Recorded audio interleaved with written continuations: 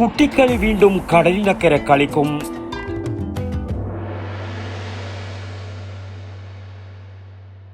ആയുർവേദത്തിലൂടെ ജീവിതത്തിനേകാം ആരോഗ്യവും ഉന്മേഷവും. കേശവതീരം ആയുർവേദ ഹോസ്പിറ്റൽ, ഏഴിലോട്, കണ്ണൂർ.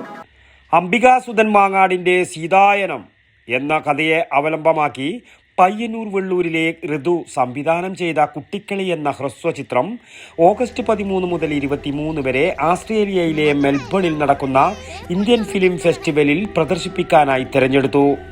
കുട്ടിക്കളിയിലൂടെ വലിയൊരു ആശയം പങ്കിടുന്ന ചിത്രത്തിന്റെ നിർമ്മാണം കാറ്റാടി പ്രൊഡക്ഷൻസ് ആണ് നിർവഹിച്ചിരിക്കുന്നത്. ആത്മിക വിജേഷ്, ധ്യാന സന്തോഷ്, നിഹാൽ കൃഷ്ണ, ജയ്ഷ് മുഹമ്മദ് ജാസിം, ഐന്ദ്രിയ, അൻവിൻ ശ്രീനു എന്നിവരാണ് അഭിനേതാക്കൾ. ഋതു തന്നെയാണ് തിരക്കഥയും ഛായാഗ്രഹണവും നിർവഹിച്ചിരിക്കുന്നത്.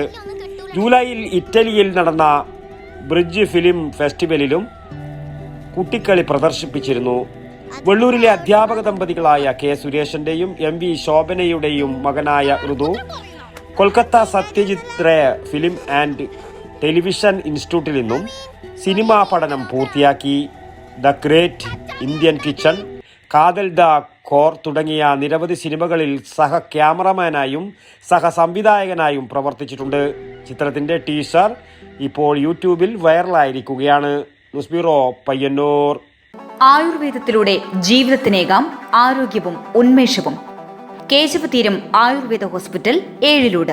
പ്രകൃതിയുടെ മടിത്തട്ടിൽ വിശാലമായ ഇക്കോ ഫ്രണ്ട്ലി ക്യാമ്പസ്. ഒഴിച്ചിൽ, കിഴികൾ, ധാര, വസ്തി, നസ്യം, പഞ്ചകർമ്മ ചികിത്സകൾക്കെല്ലാമുള്ള വിപുലമായ സൗകര്യം.